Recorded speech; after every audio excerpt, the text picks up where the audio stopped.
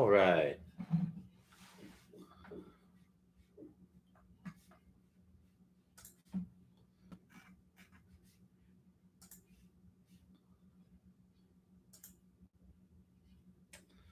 Good afternoon, everybody.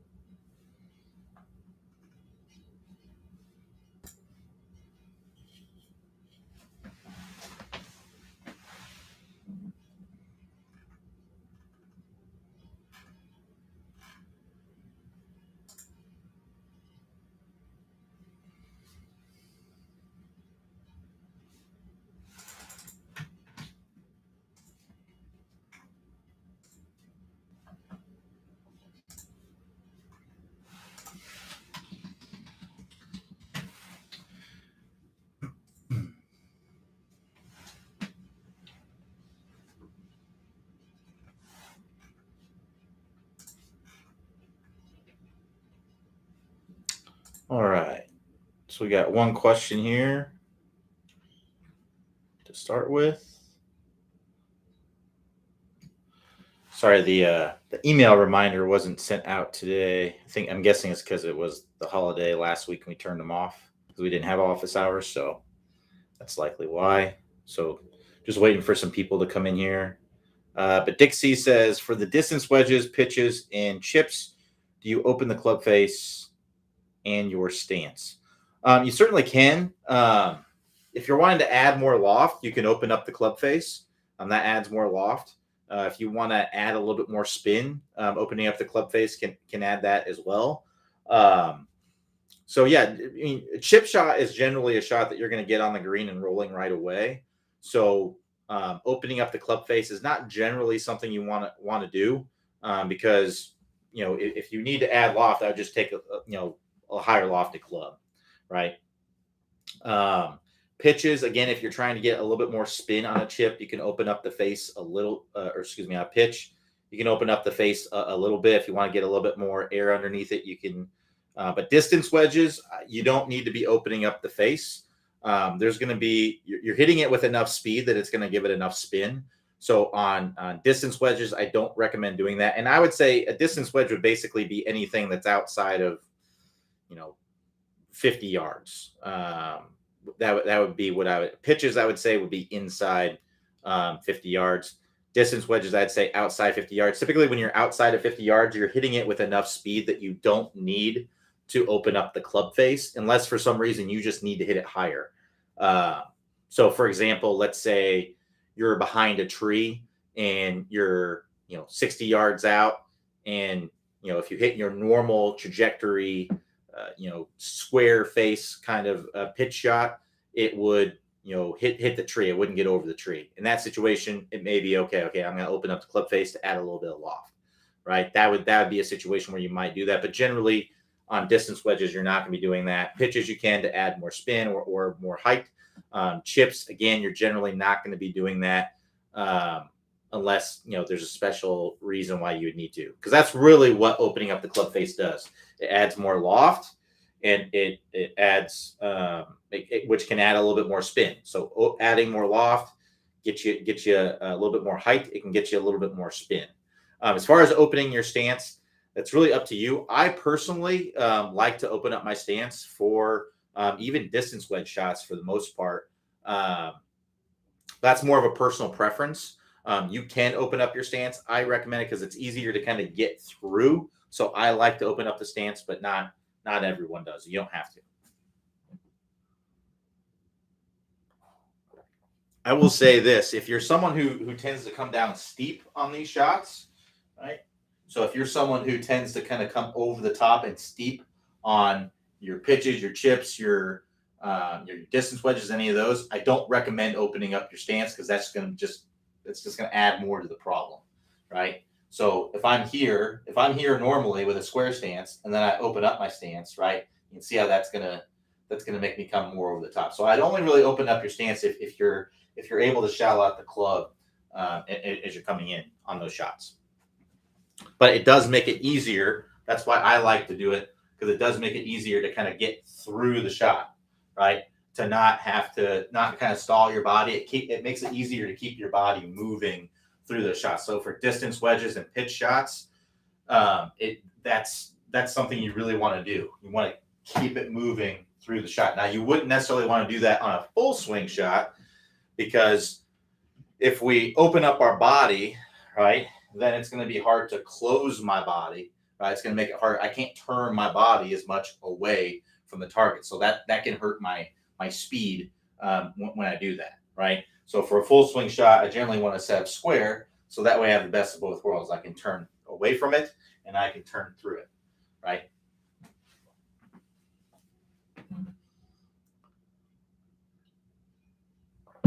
All right. Hopefully we get some more people hopping on here. Send over your questions when you get a chance.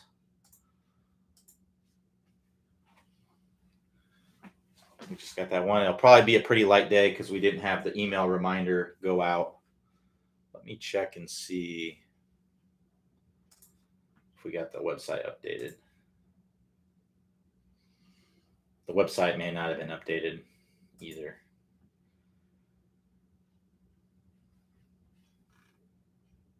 Oh, no, they have it on there for today. Yeah, and the banner's not. Oh, okay, so the banner's up. So hopefully people will see the banner and hop in. When I talk about the banner, I just mean like on the homepage, it says the office hours is going on. So yeah. So hopefully we'll get some people filing in here. We'll be able to get some questions, get some activity going. But until then, just be kind of working on some of my other stuff.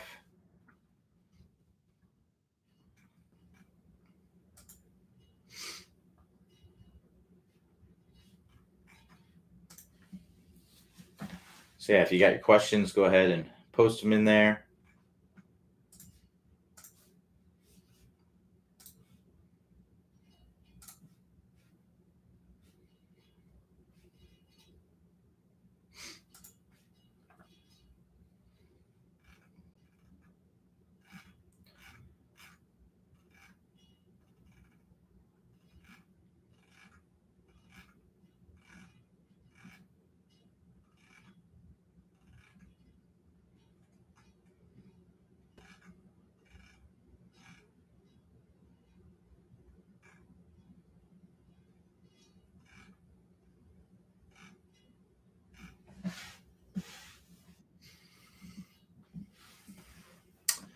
So Dixie says, if you keep the club face square, when does the bounce come into play besides in the bunker? Yeah, so the bounce is going to come into play if you have the face square as well. It's just, it won't be as much bounce. If you open the face, it does introduce more bounce typically, right? So this is like a 50-degree wedge. It's not really meant to have a ton of bounce. But if you look here, if I hold this shaft straight up and down, you can kind of see how there's an angle there, right? So see how there's metal. So there's metal below the leading edge of the club. I mean, all clubs have bounces on them, but the lower lofted clubs are going to have less bounce. But you can see how if I hold this straight up and down, you can see how there's an angle here. There's a hunk of metal underneath that. So even if I have the face square, there's still some bounce there. And there's going to be more bounce on your higher lofted wedges because they have more bounce on them. I don't know how many degrees of bounce this has on it, but it's not very much, right? Now, if I were to open up the face, you can see how that bounce gets more underneath, right? So it introduces more of the bounce, right? So there's still going to be bounce there. The way that you're eliminating the bounce is by getting too much shaft lean, right? So now if I lean this shaft forward a ton, you can see now how the leading edge is below the hunk of that metal, right? So we wouldn't really want to have a ton of shaft lean on these shots unless we want the club to dig. Now, there might be some situations where we want the club to dig. So, for instance, at a deep rough, if I'm at a deep rough, I want that club to dig down and get underneath the ball, right? So that's going to help me to kind of lift it up out of there, right? But if I'm on like a tight lie, if I'm on some fairway or something like that, right? If I get that leading edge down, and I better be hitting that ball right where the ground, or hitting the ground right where the ball is, right? Because otherwise, if I hit a little bit behind it, that club's going to dig into the ground, and it's going to be a chunk. And if I don't hit the ground, it's going to be a blade, right? Or if I hit the ground too far in front, it's going to be a blade or a thin, right? So I want to kind of use the bounce here, right? If I have the shaft, I can have a little bit of shaft lean here. So for a chip, I typically want to have a little bit of shaft lean, right? But that doesn't eliminate all of the bounce, right? Because you're going to be coming in nice and shallow, and the club's going to glide on the turf, right? If you have some of the bounce in there, we just don't want that sharp leading edge digging in. That's going to happen if we get a lot of, if I see people chipping like this, right? Now, I will say you can hit good chip shots doing this. It's not like every shot's going to be bad. It's just it takes away your margin for error. You don't have a lot of margin for error. You better be very skilled with where you're hitting the ground. So you may see a good chip like this, right? You may see that, but there's going to be a low margin for error when you do that, right? So I like to see most golfers have this shaft a little bit straight up and down, pretty close to that, maybe a little bit of shaft lean, right? And coming in nice and shallow. I even like to see them have the club a little bit toe down, right? Because that's also going to help the club not dig very much. And if you do that, it makes it very difficult to hit bad chips. I shouldn't say that. You can still hit bad chips. It just makes it difficult to hit poor contact, right? You're putting a lot of things in your favor to make it easier for the club to glide on the turf. I can, if I set up with just a little bit of shaft lean, I don't want it like this. I want to have my hands a little bit ahead of the ball, but a hands a little bit ahead of the ball, shaft a little bit more vertical, so it's a little bit more toe down. And I'm coming in nice and shallow. I'm not lifting this up with my wrists and throwing it down. I'm just coming in nice and shallow. So I'm kind of just moving my chest back and through. And I'm allowing my body to move to do that. So you can see how my knees are moving, my hips are moving, right? I'm not super quiet with everything. I'm letting things move around to make it easier. So that way this club comes in nice and shallow. I know when we talk about shallow, that can mean several things. When I'm talking about shallow, when it comes to chipping, I'm talking about how this club is coming in relative to the turf, right? So this would be steeply down into the ground, right? And this would be nice and shallow. So angle of attack would be very level. So this club's coming in very level with the ground. And we want to hit the ground, right? But if I do that, it just makes it so easy to chip, right? Right? If I'm like this, my hands are way forward, and let's say I'm lifting the club up and I'm dropping it down, like it's just going to be hard to be consistent doing that. You're just making it a little bit more difficult than what it has to be. So that would be a situation where you do that. As far as the bunker is concerned, right? I'm opening up this space to introduce a lot of bounce, but I'm also doing it to get more loft on the club because I want the ball to go up out of the bunker. I'm not really hitting the ball. I'm hitting the sand, and I want the sand to fly up to propel the ball out of the bunker. When we're hitting the ball off the ground, generally we're hitting the ball with the club face, right? So there's still going to be some bounce in play, when you do that.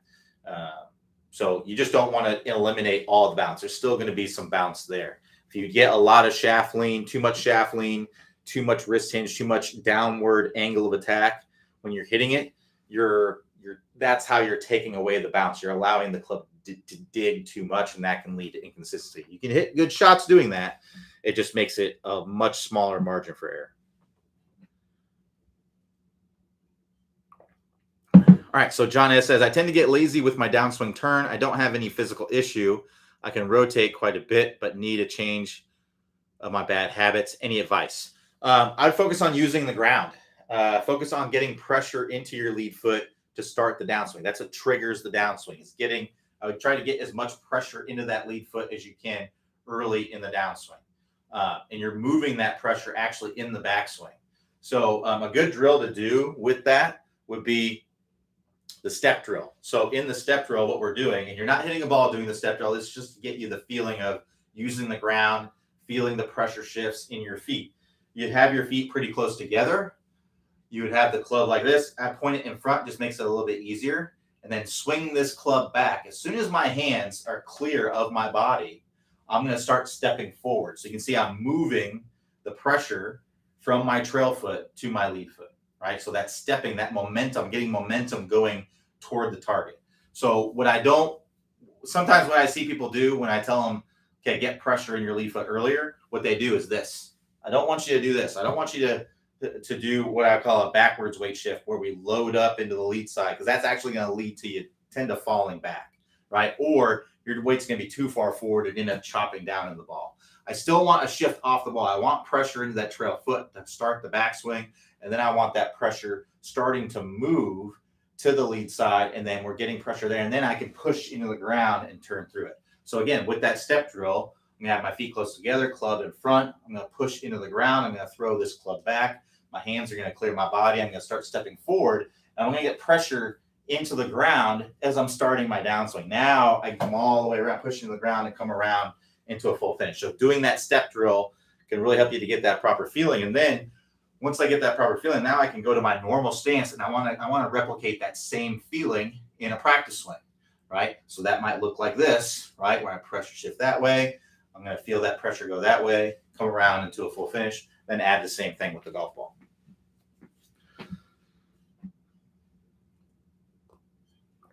All right, keep the questions coming. We got 40 minutes or so left here, so we'll keep answering questions.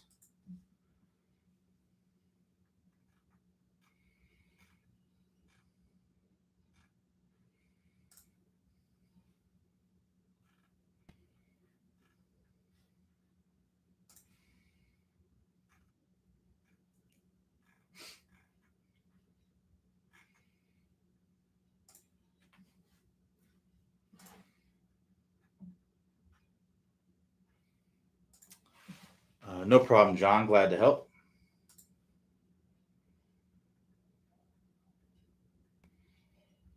And also want to note that step drill is in the 20-minute distance fix, 20-minute distance fix. So we call it the sumo step drill in there, but it's AKA the step drill. If you want to check that out, you can go. It's because it's really great for getting distance, right? Because it adds to your club head speed, using the ground correctly, having the proper sequencing of using the ground.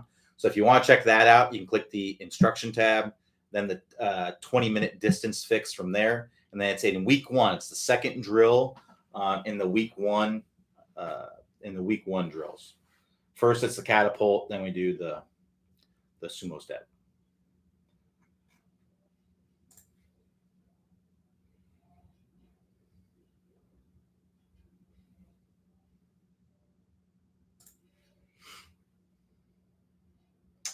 If you're just hopping on here, I'm just waiting for questions to be asked. So if you got questions, good time to put it in there. I should be able to get to it right away.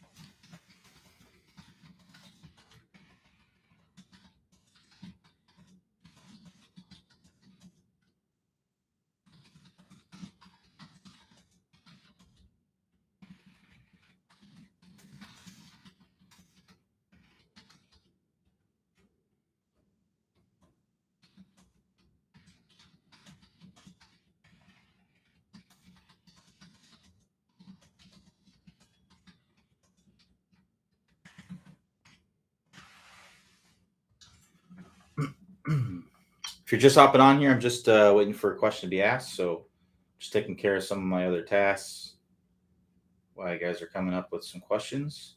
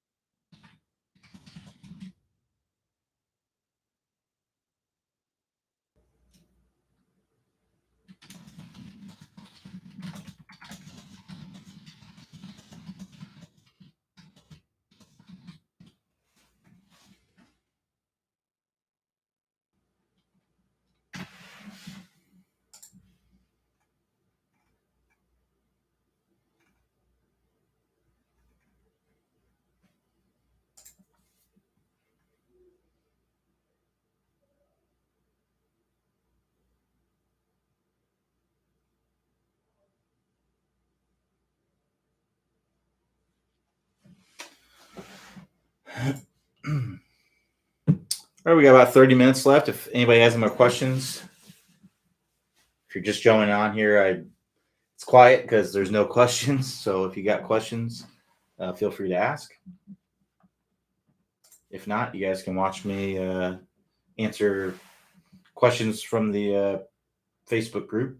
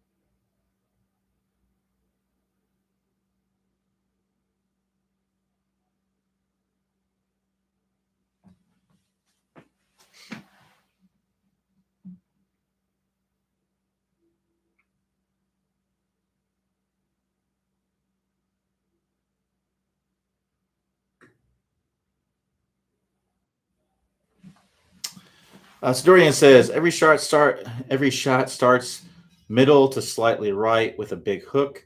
The only way I prevent it is to block out to the right. Thoughts on how to go about straightening out all shots? I would try to work on trying to hit a fade.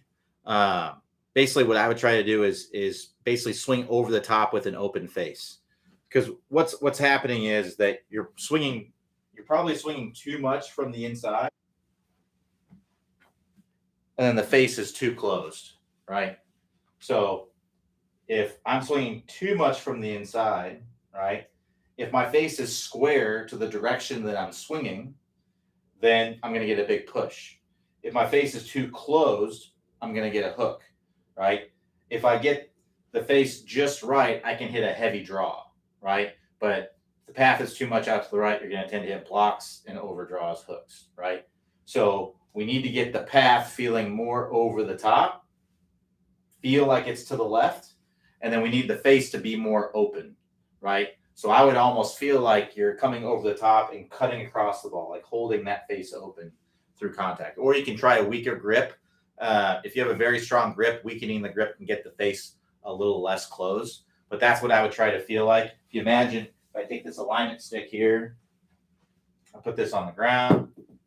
So this would be like my target line, right? So right now, your club is working too much from the inside of that target line when it approaches the ball, then works outside of it, right? Ideally, what we'd want for a dead straight shot, right?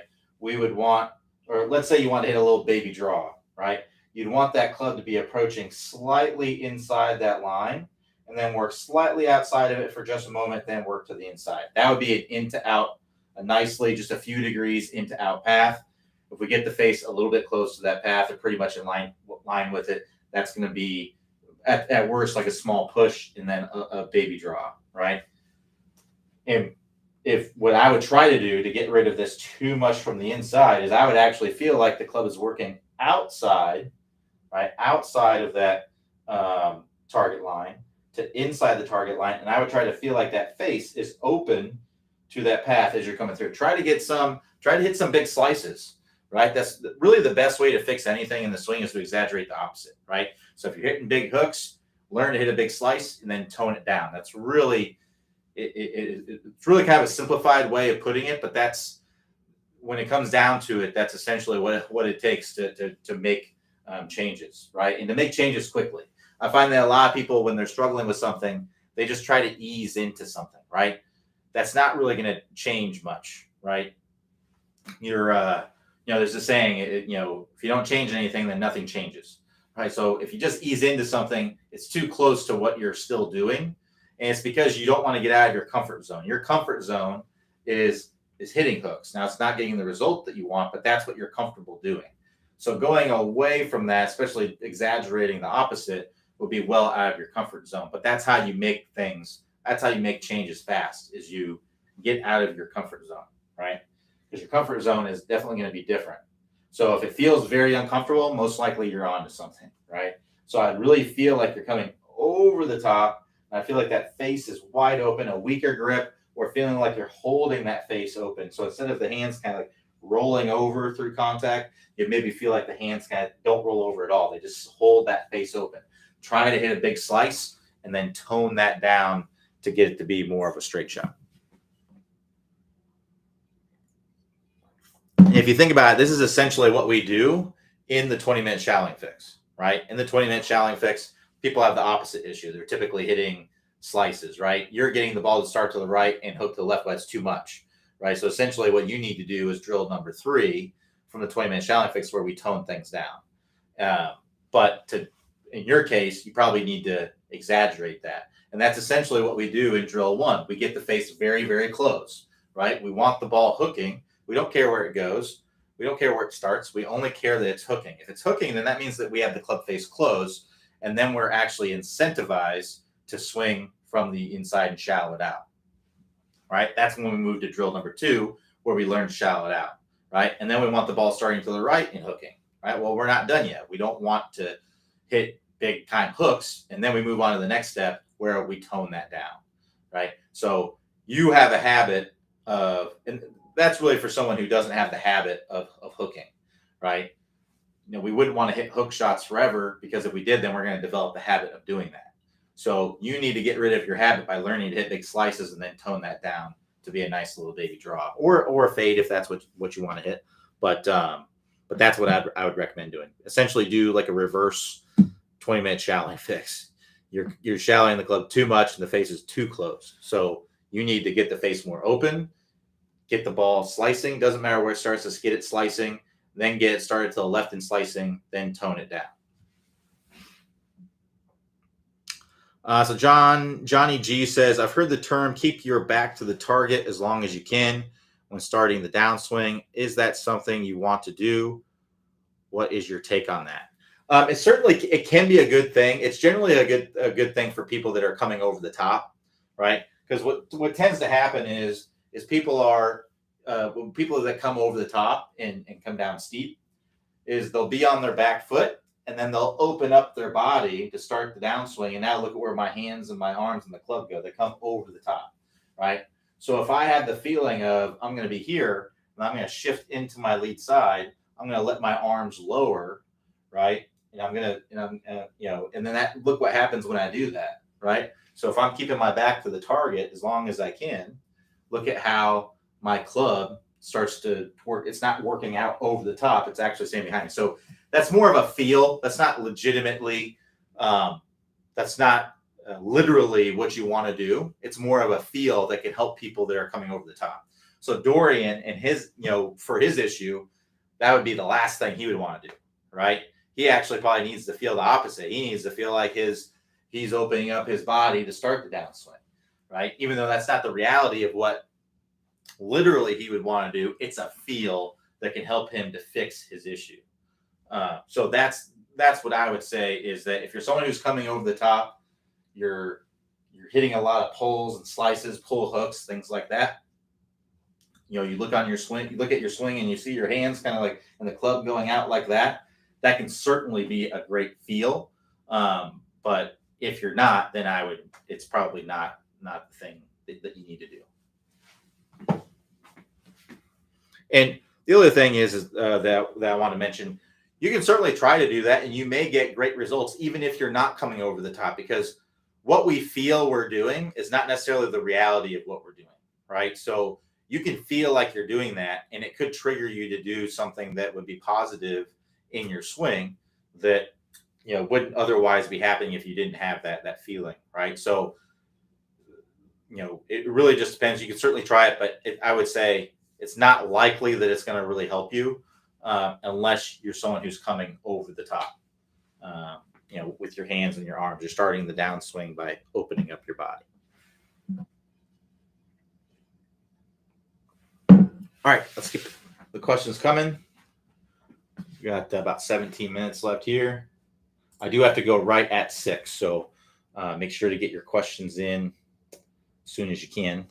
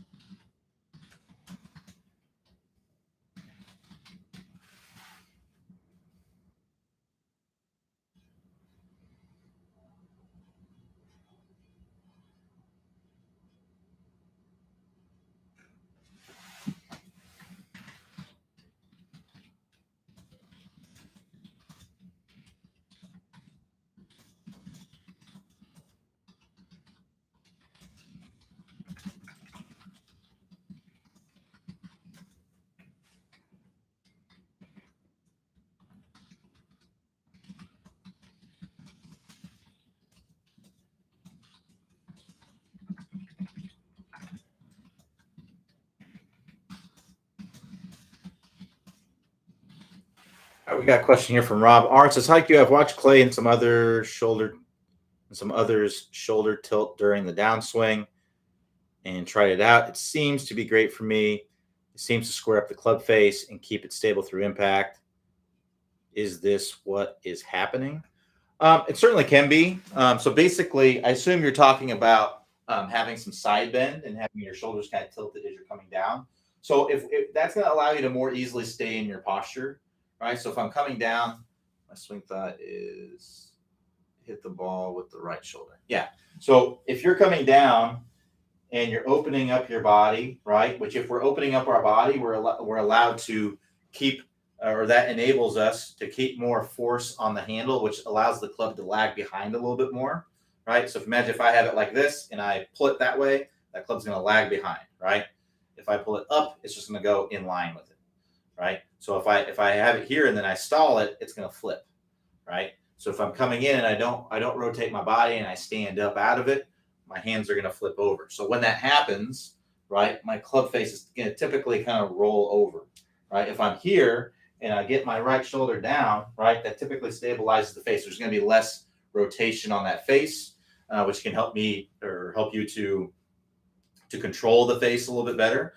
It's also enabling you to get your hands more in front with more rotation, right? Because if my right shoulder is down, my body's going to typically be down lower to the ground, and I'm going to be able to get my hands more in front, which allows for a stable impact. So those are all good things. Yes, absolutely. That's what the best players do typically.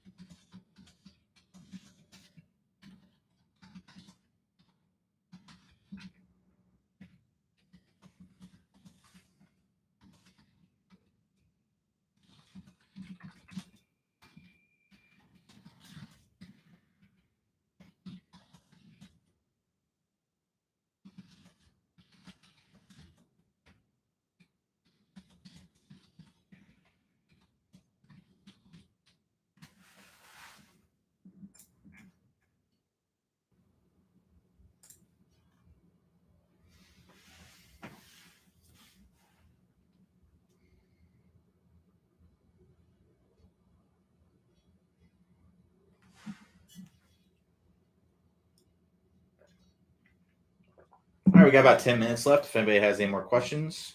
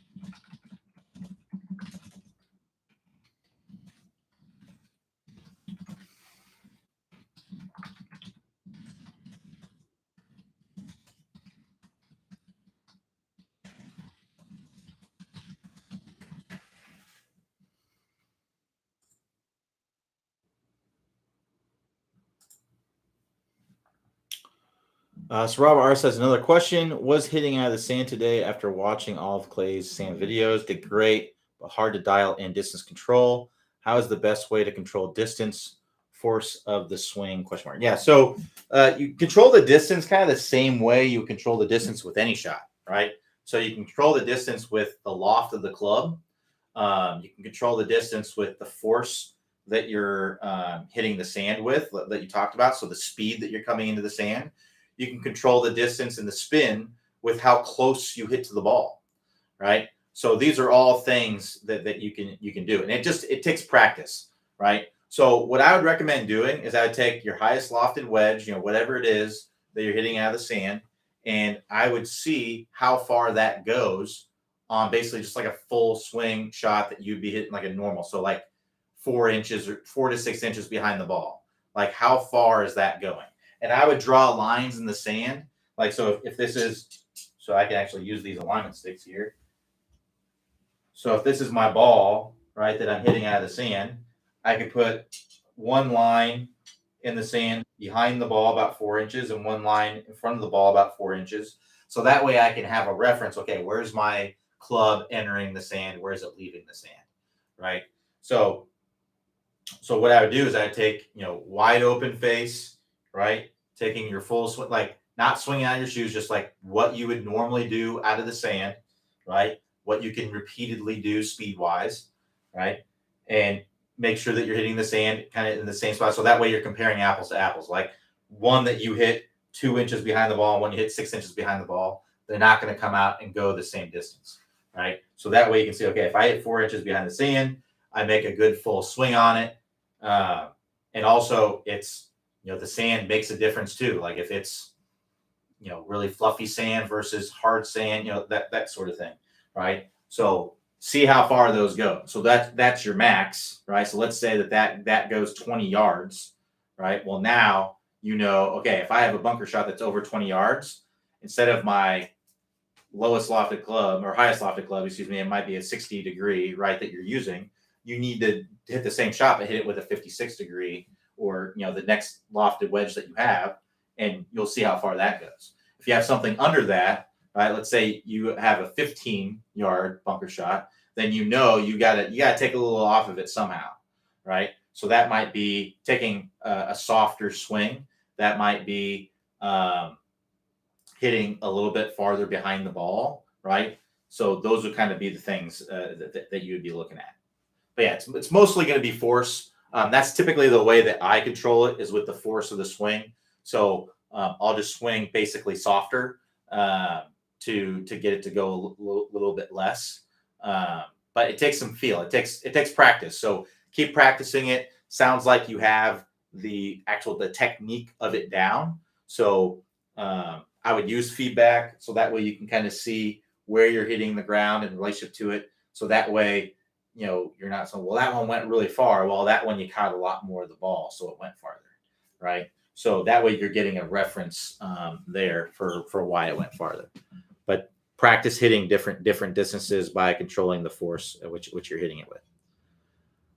So Robert says, I watched all Clay's. Oh, okay. Other videos. Okay, I watched all of Clay's videos and tried it out today with bunker with a bucket of balls. All's good. Had difficulty dialing in 10, 15 versus 20 yards. How is the best adjust for distance? Yeah, so just like what I talked about, Rob. So really just the force of what you're hitting it. So just like if you were to hit a 50-yard wedge shot versus a 70-yard wedge shot, right? You're hitting it with a different amount of force. Right? You're hitting it with less speed versus more speed for less distance, right? So just take some feel of, getting better at doing that. And that's just going to take some practice. So that's what I'd recommend doing.